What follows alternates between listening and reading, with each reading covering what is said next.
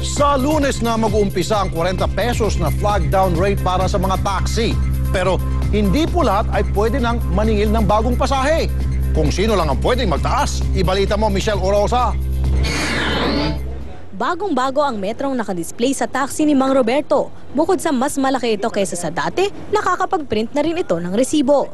Kailangan raw kasi ng ganitong klase ng metro para sa nakatakdang pagpapatupad ng LTFRB at DOTC ng bagong flag down rate na 40 pesos. Kahit papano, medyo nararagdagan yung flag down namin ng 10. 300 taxi kada araw ang ikakalibre. Unang isinalang sa calibration ang mga taxing may plakang nagtatapos sa 1 at 6. Sa Pebrero nakapila naman ang mga plakang nagtatapos sa 2 at 7. Sa Marso ang 3 at 8, sa Abril ang 4 at 9 at sa Mayo ang mga plakang nagtatapos sa 5 at 0. By end of May matatapos lahat. So yung full implementation ng taxi fare sa June 1.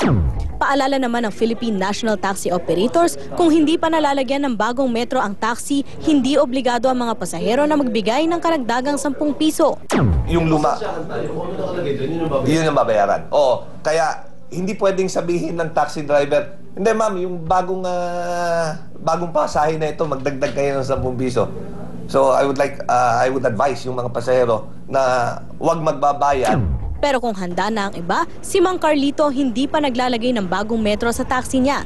Para sa kanya, hindi pa raw kasi panahon para pigain ang bulsa ng mga pasahero niya. Taas sila ng taas, tapos hindi na tinitingnan ang sahod ng tao, kukulangin na, di ba? Michelle Rosa, News 5. 5 bagyo ang inaasahang papasok sa bansa mula sa buwan ng Marso hanggang Mayo ayon sa Pag-asa. Ito ay dahil pa rin sa La Nina phenomenon na nagdadala ng abnormal na buhos ng ulan. Katunayan na i-report ang above normal rainfall sa mahigit 60% ng monitoring stations ng Pag-asa. Nangunguna riyan ang Borongan Samar kung saan nakaranas ito ng 427 mm na ulan sa loob lamang ng isang araw.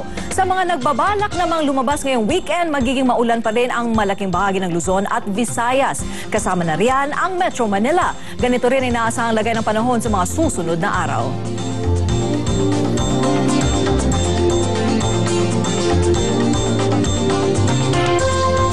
Narito ang iba pang balita ngayong araw.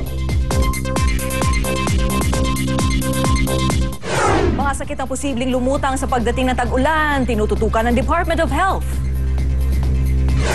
Militar inabsuelto sa pagkamatay ng tanyag na botanista na si Leonard Ko. Resulta ng investigasyon ng DOJ at NBI, binatikos ng pamilya.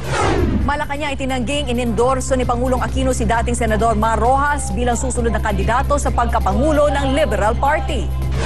At mga nawawala sa pagbaha sa iba't ibang probinsya, umakyat na sa 30.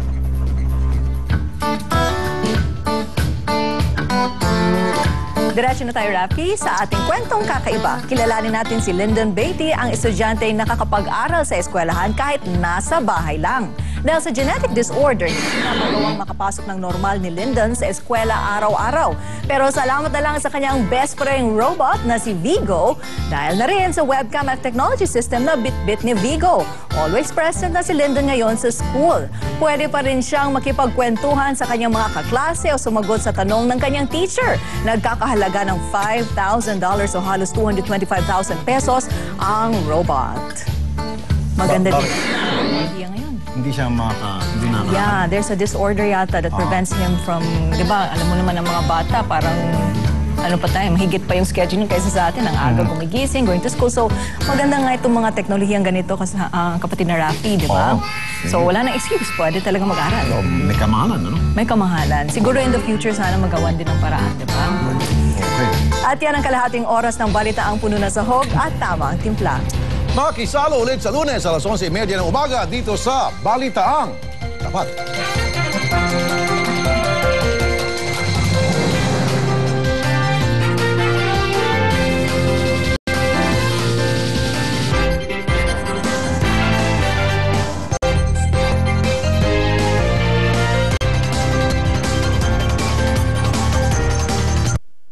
Ngayon sa Josie,